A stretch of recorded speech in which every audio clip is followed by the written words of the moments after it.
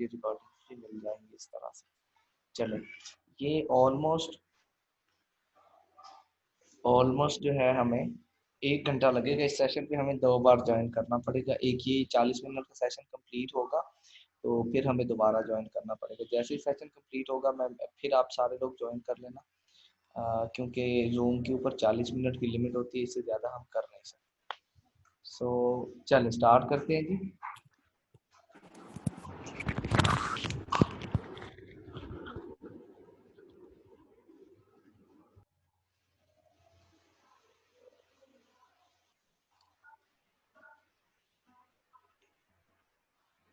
अभी और लोग आने शुरू हो गए हैं तो मैं ज़रा वेट कर रहा हूँ कि उनकी भी ऑडियो कनेक्ट हो जाए।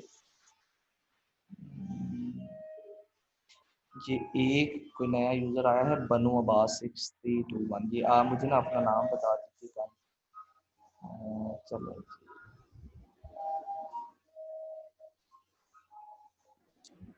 जी सर।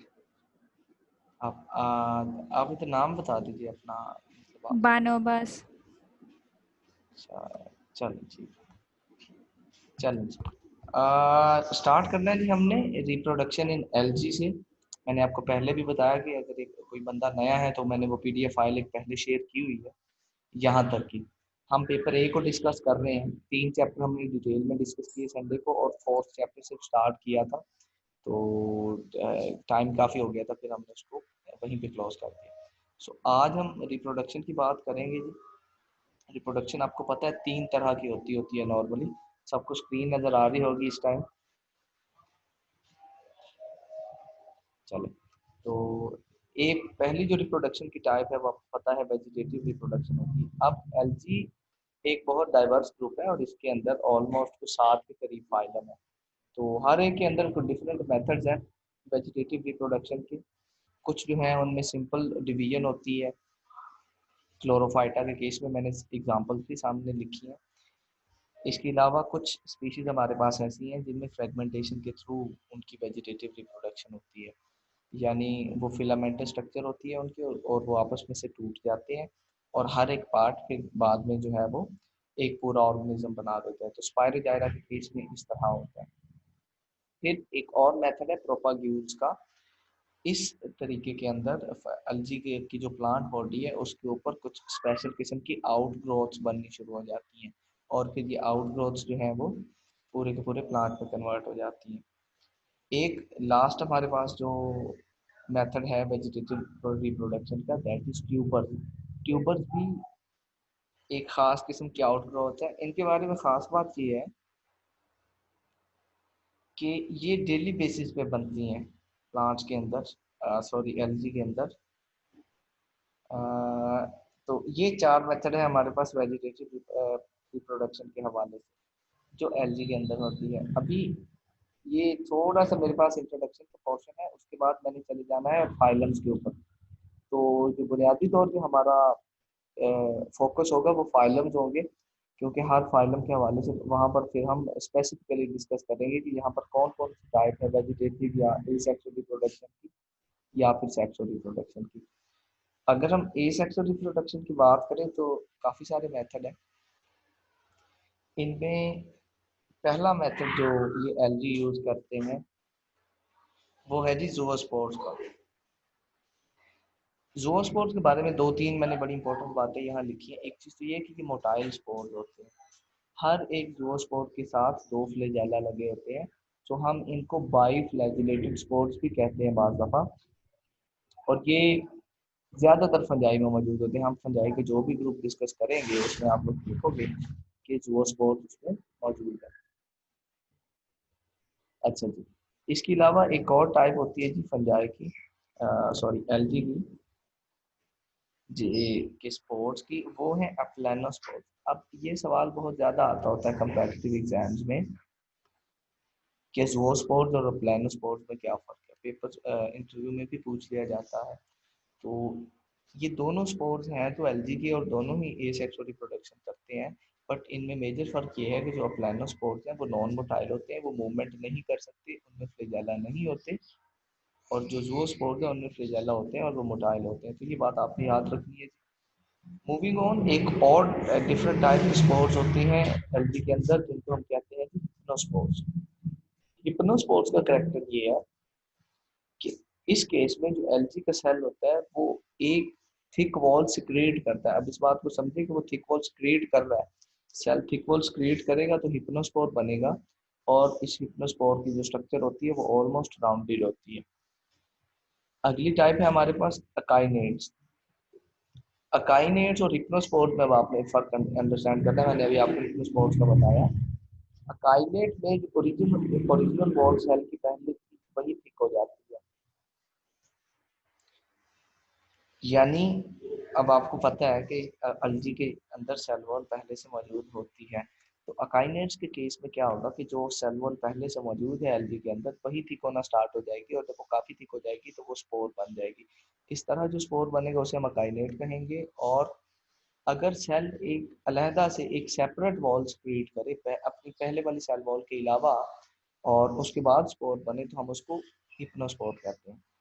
फिर एंडोस्पोर्स के थ्रू भी होती है एलजी में रिप्रोडक्शन। एंडोस्पोर ऐसे स्पोर होते हैं जो सेल्स के अंदर बनते हैं, नाम से जाहिर है। आपने कई बार पढ़ा हुआ है कि एंडो का मतलब इनसाइड होता है।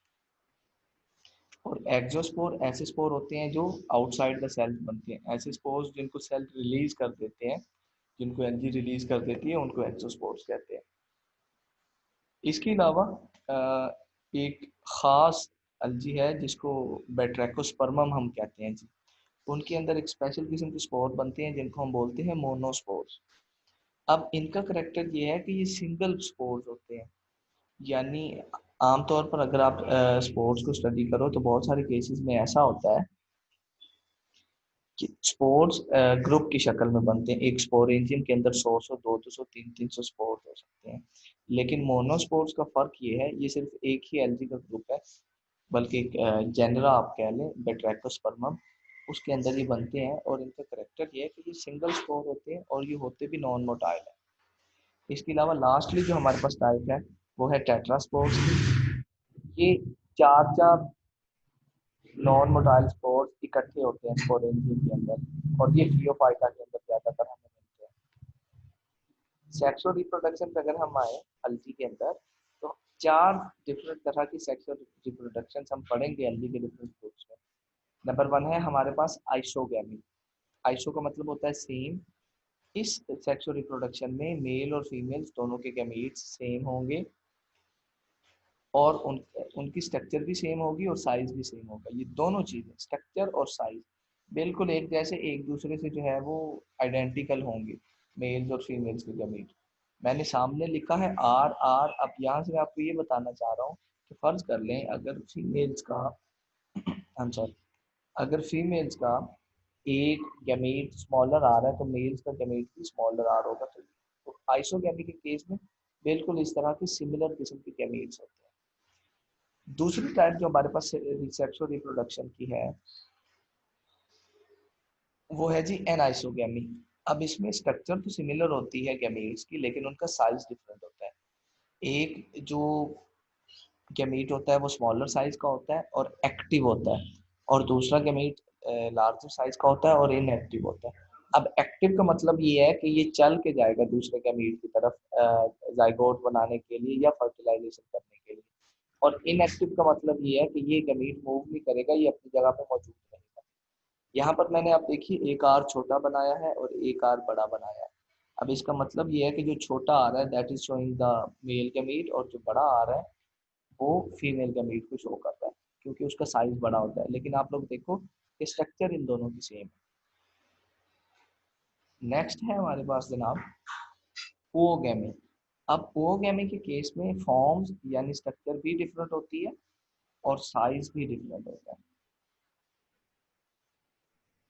एक एक गैमीट छोटा जिसको हम स्मॉल गैमीट कहेंगे, और एक गैमीट बड़ा जिसको लार्ज गैमीट कहेंगे, और इनकी स्ट्रक्चर भी डिफरेंट होती है। अभी मैंने यहाँ पर ओ गैमी को एक्सप्लेन करने के लिए लिखा है आर और ओ। अब आर छोटा है और ओ बड़ा है। आर यहाँ शो कर रहा है मेल गैमीट को, और ओ शो कर रहा है फीमेल गैमीट को। अगेन जो मेल गमीट होता है वो मोटाइल होता है, और फीमेल गमीट जो होता है वो नॉन मोटाइल होता है। मोस्टली आप जहाँ भी पढ़ोगे अगर मेल्स और फीमेल गमीट्स डिफरेंटली बिहेव कर रहे हैं यानी अगर उनका साइज अलहदा अलहदा है या उनकी स्ट्रक्चर डिफरेंट है, तो हमेशा जो मेल गमीट होगा वो एक्टिव होगा और वो मोटाइल होगा, यानी उसने जाके फर्टिलाइजेशन करनी होगी। फीमेल गैमीट जो है वो हमेशा इनएक्टिव होता है या नॉन मोटाइल होता है। ये बात आप एमसीक्यूज के हवाले से याद कर सकते हैं। चौथी जो हमारे पास टाइप है जी सेक्सुअल रिप्रोडक्शन की, वो है पार्थिनोजेनेसिस। अब ये भी आपने बहुत ज़्यादा बार पढ़ा होगा कि ये एक ऐसी टाइप ऑफ रिप्रोडक्शन होती है जिसमें जो एग सेल है या जो फीमेल गमीट है उसकी फर्टिलाइजेशन नहीं होती और वो विदाउट फर्टिलाइजेशन आगे जाइगोट में कन्वर्ट हो जाता है। पार्थिनोजेनेसिस के अंदर मेल गमीट का रोल बिल्कुल नहीं होता। सो मैंने यहाँ दो चीज़ें लिखी हैं, एक तो ये कि इसमें फर्टिलाइजेशन नहीं होती, और दूसरी बात जो स्ट्रक्चर बनती है फर्टिलाइजेशन के बाद उसको हम एक स्पेशल नाम देते हैं और वो नाम है पार्थिनोस्पोर का। सो जो स्ट्रक्चर जाइगोट बनने के बाद पार्थिनोजेनेसिस से बनती है उसको पार्थिनोस्पोर का नाम देते हैं। अब ये कुछ जनरल सी बातें थी जो हमारे पिछले लेक्चर में रह गई थी एलजी के हवाले से। अब हम आने लगे हैं एलजी की क्लासिफिकेशन के ऊपर। आप लोगों को पता है कि एलजी किंगडम प्रोटिस्टा का हिस्सा है और यूकेरियोट्स हैं और फोटोसिंथेटिक है, फोटोसिंथेसिस करते हैं, और इनमें क्लोरोफिल पिगमेंट्स भी होते हैं, इनमें क्लोरोप्लास्ट भी होता है और ये ऑटोट्रॉफ्स भी हैं। बट एलजी के अंदर हमारे पास ऑलमोस्ट 7 ग्रुप्स हैं जिनको हमने उनके पिगमेंट डिस्ट्रीब्यूशन की बेस पे डिवाइड किया होगा।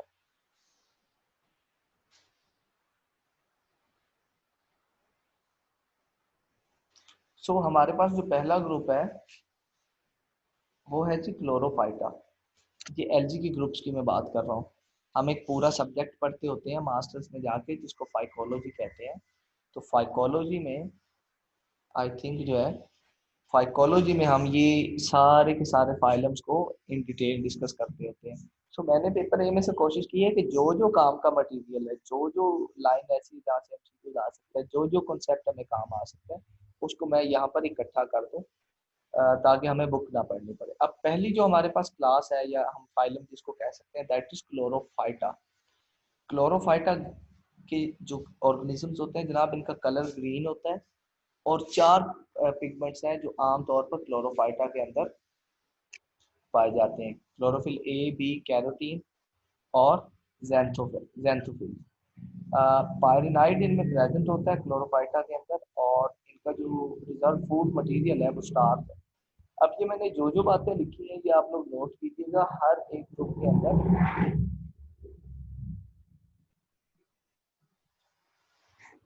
जी, अब ये मैंने जो जो बातें लिखी हैं यहाँ पर आप ये नोट कीजिएगा, हर ग्रुप के अंदर ये चेंज हो रही है, यानी पिगमेंट हर ग्रुप में चेंज होंगे। हर ग्रुप की स्पीशीज का कलर चेंज होगा, हर ग्रुप का जो रिजर्व फूड मटेरियल है वो चेंज होगा। अच्छा, अगली बात है फ्लेजेला की। क्लोरोफाइटा में 2 से 4 फ्लेजेला हो सकते हैं, यानी वेरी करते हैं। तो फ्लेजेला का नंबर भी हर ग्रुप के अंदर डिफरेंट होगा और टाइप ऑफ सेक्सुअल रिप्रोडक्शन भी डिफरेंट होगी हर एक ग्रुप के अंदर। क्लोरोफाइटा में या तो आइसोगैमी ऑब्जर्व की गई है या ओवोगैमी ऑब्जर्व की गई है। तो इन दोनों में से एक तरह की रिप्रोडक्शन क्लोरोफाइटा में हो सकती है। स्पायरोजाइरा एग्जाम्पल है क्लोरोफाइटा की, ये हम इंशाल्लाह आज ही आगे डिटेल में भी पढ़ेंगे। नेक्स्ट है जी हमारे पास जेंथोफाइटा, ये दूसरा ग्रुप है। अब नाम से जाहिर है, देखिए इसमें जो मेन पिगमेंट होगा वो होगा जेंथोफिल, ठीक है, और जेंथोफिल की वजह से ही इसका कलर जो है वो येलो ग्रीन हुआ हुआ है, येलो ग्रीन मिलता है हमें। जेंथोफिल के अलावा इसमें क्लोरोफिल ए भी होता है, बी भी होता है, कैरोटीन भी मौजूद होता है। एक बात और याद रखिएगा, अल्गी के हर एक ग्रुप में क्लोरोफिल ए लाजमी मौजूद होगा, ये मस्ट है, ये मैंने पिछले लेक्चर में आपको बताया था। बाकी जो बी, सी और डी है वो वेरी करते हैं, बी भी 2 ग्रुप्स में होता है, सी भी 2 ग्रुप्स में होता है और डी भी 2 ग्रुप्स में होता है। इसमें जेंथोफाइटा में जो रिजर्व फूड मटेरियल है हमारे पास वो है ऑयल, यानी फैट ऑयल्स होते हैं जो उन्होंने रिजर्व फूड मटेरियल की सूरत में रखे होते हैं। जेंथोफाइटा के बारे में इंटरेस्टिंग बात यह है कि इनकी सेल वॉल में सेलुलोज के अलावा कुछ पैक्टिक सब्सटेंसेस भी होती है। फ्लैजेला इनमें 2 होते हैं और जो सेक्सुअल रिप्रोडक्शन है वो इनमें आइसोगैमस। जेंथोफाइटा की एग्जांपल है जी हमारे पास वोकेरिया। तीसरा ग्रुप है हमारे पास कैरोफाइटा। अब ये मल्टी सेलर एल्गी का ग्रुप है कैरोफाइटा। एग्जांपल इसकी होती है कैरा, वो हमने मास्ट जाके 5th सेमेस्टर में बड़ी डिटेल से पढ़ी हुई है कि कैरा जो है वो मल्टी सेलुलर होता है और नोड्स और इंटरनोड्स का बना होता है। सो कैरोफाइटा के अंदर जो ऑर्गेनिजम्स हैं वो मल्टी सेलुलर होते हैं, उनकी ब्रांचेस होती हैं, उन ब्रांचेस जो है वो नोड्स और इंटरनोड्स की बनी होती हैं। और इनके अंदर भी जो पिगमेंट्स होते हैं वो होते हैं क्लोरोफिल ए, बी, कैरोटीन और xanthophyll। एक इंटरेस्टिंग बात कैरोफाइटा के बारे में ये है कि इनमें एसेक्सुअल रिप्रोडक्शन नहीं होती। इनमें या तो वेजिटेटिव रिप्रोडक्शन होती है या सेक्सुअल रिप्रोडक्शन होती है। जो वेजिटेटिव रिप्रोडक्शन होती है वो अमाइलम स्टार्स के थ्रू होती है, बल्बिल्स के थ्रू होती है। और जो सेक्सुअल रिप्रोडक्शन है वो न्यूक्यूल और ग्लोब्यूल के थ्रू होती है। ये भी इंशाल्लाह हम अभी जाके डिस्कस करेंगे। नेक्स्ट हमारे पास बेसिलेरियोफाइटा है जी।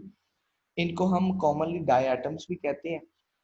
ये बड़े कलरफुल और बड़े खूबसूरत होते हैं दिखने में। रिजर्व फूड मटेरियल इनमें फैट होता है।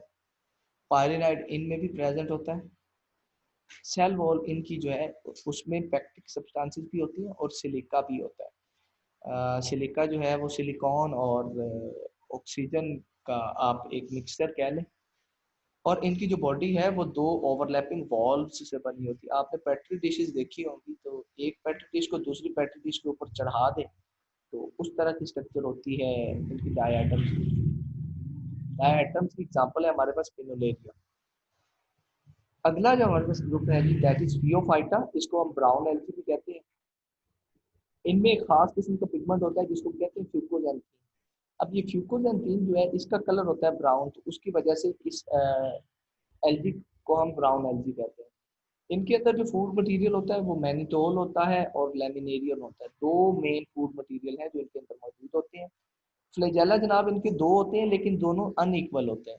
एक का साइज बड़ा होता है और एक का साइज छोटा होता है। आइसोगैमी और ओवोगैमी इनके अंदर सेक्सुअल रिप्रोडक्शन हो सकती है।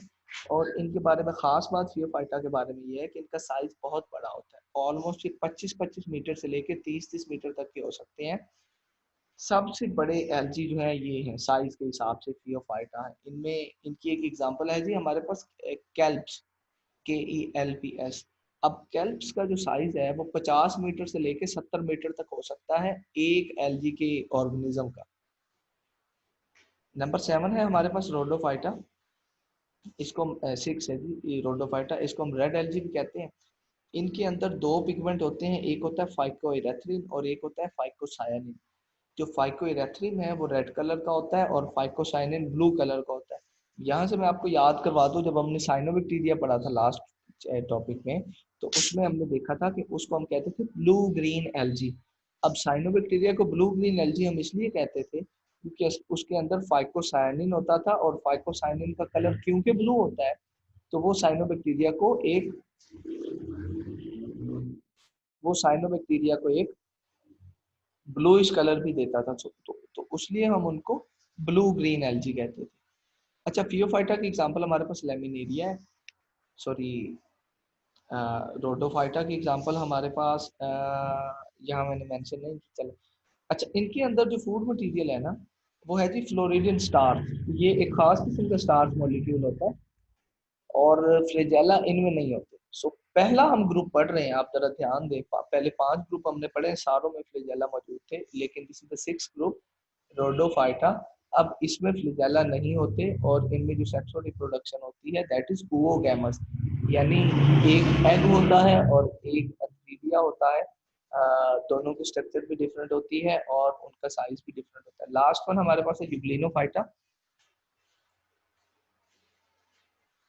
मेरे पास एक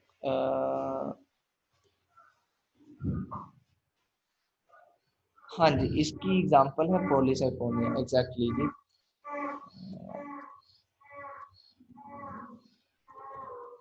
चलो ठीक हो गया, thank you very much. Seventh हमारे पास ग्रुप है यूग्लिनोफाइटा। अब यूग्लिनोफाइटा को ना मैं यहाँ ही चाहता हूँ कि थोड़ा सा आप लोगों को क्लियर कर दूँ। ये यूग्लिनोफाइटा का जो रिप्रेजेंटेटिव है ना वो है यूग्लिना जी। और यूग्लिना पहला ऑर्गेनिज्म था जिसकी वजह से किंगडम प्रोटिस्टा बनाया गया, क्योंकि इसमें इसके जो करेक्टर है ना वो बाकी सारे ऑर्गेनिज्म से डिफरेंट है। इसमें क्लोरोफिल होता है, क्लोरोप्लास्ट होता है और ये फोटोसिंथेसिस करता है। लेकिन इसके बारे में मजे की बात ये है कि जब डार्क इन्वायरमेंट आता है, यानी जब इसको रोशनी नहीं मिल रही होती, तो ये ऑटोट्रॉफिक से चेंज होके हेट्रोट्रॉफिक हो जाता है। यानी फोटोसिंथेसिस बंद कर देता है और वह हेटरोट्रॉफिक मोड ऑफ न्यूट्रिशन पे चला जाता है।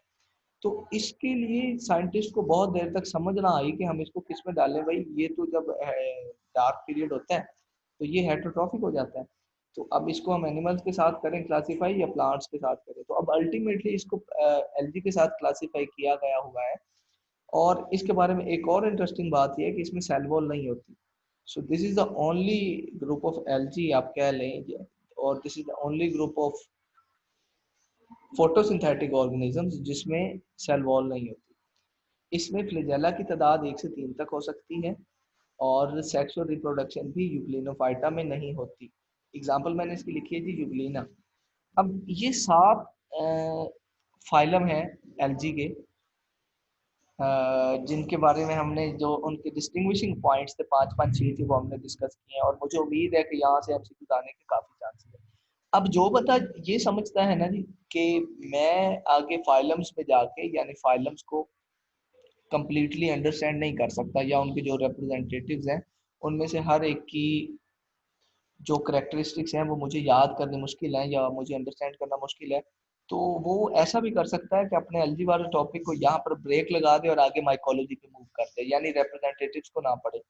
अगेन मैंने रिप्रेजेंटेटिव्स के बारे में भी इतना ज़्यादा नहीं लिखा, लेकिन यहाँ पर मैं आप लोगों को कहूँगा कि हर बंदे का अपनी अंडरस्टैंडिंग के लेवल के मुताबिक अपनी चॉइस होनी चाहिए कि मैंने एलजी को डिटेल में आगे करना है या नहीं करना। चलें जी, अच्छा अब हमारा अगला टॉपिक है इकोनॉमिक इम्पोर्टेंस। 50% से ज़्यादा फोटोसिंथेसिस एक्वाटिक इन्वायरमेंट में एलजी करते हैं। मैंने यहाँ पर कुछ एडिबल एलजी के नाम लिखे हैं जो दुनिया के मुख्तलिफ कंट्रीज में मुख्तलिफ लोग खाते हैं। अल्वा उनमें है, स्पायरोजाइरा है, ओइडोगोनियम है, कैल्प्स है, ये जो मैंने आपको बताया 60-70 मीटर का होता है, तो चाइना में लोग कैल्प्स को खाते भी हैं। इसके बाद क्लोरेला एक बड़ा इंपॉर्टेंट एलजी है, ये केक्स बनाने में और पेस्ट्रीज बनाने में यूज होता है। अगर कोई मेडिसिनल यूज की बात करें तो एक बड़ी इंपॉर्टेंट एंटीबायोटिक है क्लोरेलिन। ये एक एलजी है क्लोरेला, उससे ये हमें मिलती है, और ये ग्राम पॉजिटिव बैक्टीरिया के खिलाफ बड़ी इफेक्टिव होती है। इसके अलावा एगर का नाम आपने सुना होगा, ये सॉलिडिफाइंग मटेरियल है, तो और हम इसको टिश्यू कल्चर में भी बहुत ज़्यादा यूज करते हैं। तो ये जेलिडियम से बनता है, एक एलजी है उसका नाम है जी जेलिडियम, उससे एकर बनता है। इसके अलावा रेड एलजी से एक बड़ी इंपॉर्टेंट चीज़ मिलती है जी, उसका नाम है जेलाटिन। जेलाटिन को हम शू पॉलिश बनाने में, जेलीज बनाने में और कैंडीज बनाने में यूज करते हैं। इसके बड़े डाइवर्स यूज है, जेलीज, कैंडीज और भी बहुत सारी चीज़ें हैं खाने की जिनमें ये जेलाटिन यूज करते हैं। जेलाटिन आप ऐसे समझ लें कि ये जो जेली हमें मिलती है केक के ऊपर लगी हुई, तो ये ऑलमोस्ट जो है ये जेलाटिन की बनी होती है। जेलाटिन बेसिकली एक फैट मटेरियल है। अच्छा जी, सीवीड्स ये एलजी की एक टाइप है, इनको हम फर्टिलाइजर के तौर पे भी यूज करते हैं, they are very effective as bio fertilizers. एक एलजी मुझे ऐसी मिली जो पैरासाइटिक है, अगर इसके अलावा किसी किसी को और भी किसी एलजी का पता है जो पैरासाइटिक है तो वो भी शेयर कर सकता है। उस एलजी का नाम है जी सिफेले सेफलोरस वायरेसेंस। सेफलोरस वायरेसेंस उस एलगी का नाम है, और ये टी के प्लांट में जो है ये रेड रस्ट काज करती है। अब इसके इस बीमारी के बारे में पहले कहा जाता था कि ये बीमारी किसी फंजाई की वजह से होती है, लेकिन अल्टीमेटली अब ये पता चला है कि एलजी की वजह से होती है। ये मुझे अकेली एलजी ऐसी मिली है पैरासिटिक, तो ये भी पॉइंट काफी इंपॉर्टेंट हो सकता है। यूट्रोफिकेशन, अब ये एक नेगेटिव एस्पेक्ट मैंने लिखा है एलजी का। आप लोगों को पता है कि यूट्रोफिकेशन का प्रोसेस कर सकते हैं अगर कोई ऐसा पाउंड या ऐसा वाटर बॉडी जहाँ पर न्यूट्रिएंट ज़्यादा है, तो एलजी वहाँ पर बहुत ज़्यादा तादाद में ग्रो करना शुरू कर देते हैं, और ज़्यादा ग्रोथ की वजह से ये होता है कि सारे के सारे न्यूट्रिएंट्स को कंज्यूम कर जाते हैं। जब ये न्यूट्रिएंट्स को कंज्यूम कर रहे होते हैं तो साथ ही साथ न्यूट्रिएंट्स की कमी की वजह से फिर इनकी डेथ होना शुरू हो जाती है। अब क्योंकि ये बने ऑर्गेनिक मैटर के होते हैं, तो अब वहाँ पर पानी में जो बैक्टीरिया मौजूद होते हैं वो इनको डिकम्पोज करते हैं। अगेन ज़्यादा जो ऑर्गेनिक मैटर है वो प्रोड्यूस होना शुरू हो जाता है पाउंड के अंदर, फिर ज्यादा इनकी प्रोडक्शन होना शुरू हो जाती है। तो इस प्रोसेस को हम कहते हैं यूट्रोफिकेशन।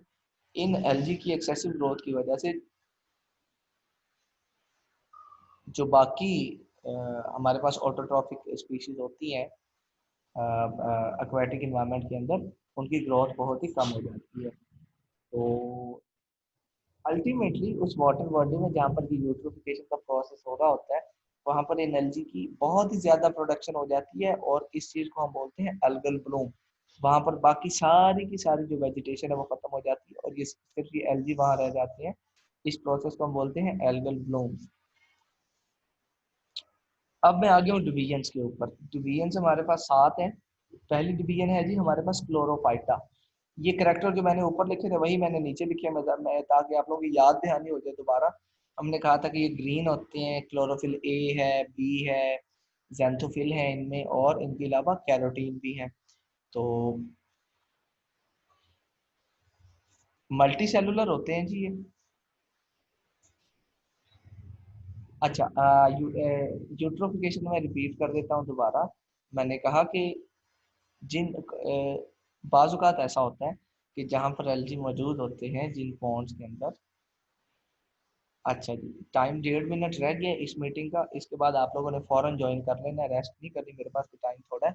हमने 4 बजे एंड करना है। अच्छा, यूट्रोफिकेशन ये है, बाज औकात वाटर बॉडी में आपको तालाब ले लो, वहां पर न्यूट्रिएंट्स की तादाद अगर ज्यादा है, अगर न्यूट्रिएंट्स ज्यादा मिकदार में है, तो वहां पर अलजी की ग्रोथ जो है वो बहुत ज्यादा होना शुरू हो जाती है। अब जब अलजी ज्यादा तादाद में ग्रो करते हैं तो अल्टीमेटली होता ये है कि जो बाकी ऑटोट्रॉफ्स है उनकी ग्रोथ कम हो जाती है, क्योंकि ये ऊपर आ जाते हैं, ये लाइट को रोक लेते हैं, लाइट नीचे नहीं जा पाती।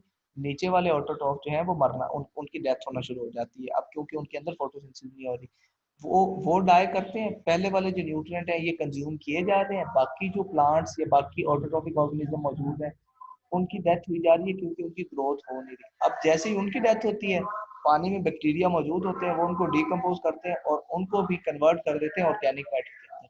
ये अलजी वो वाला ऑर्गेनिक मैटर भी यूज करते हैं और अपनी ग्रोथ को और बढ़ा लेते हैं।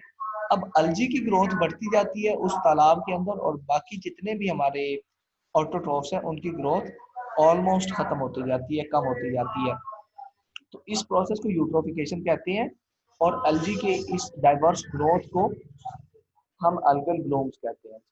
अच्छा, अब मैंने स्टार्ट करना है अभी क्लोरोफाइटा। हमारे पास 7 फाइलम है, वो हमने इंशाल्लाह वन बाय वन आज के सेशन में डिस्कस करने हैं।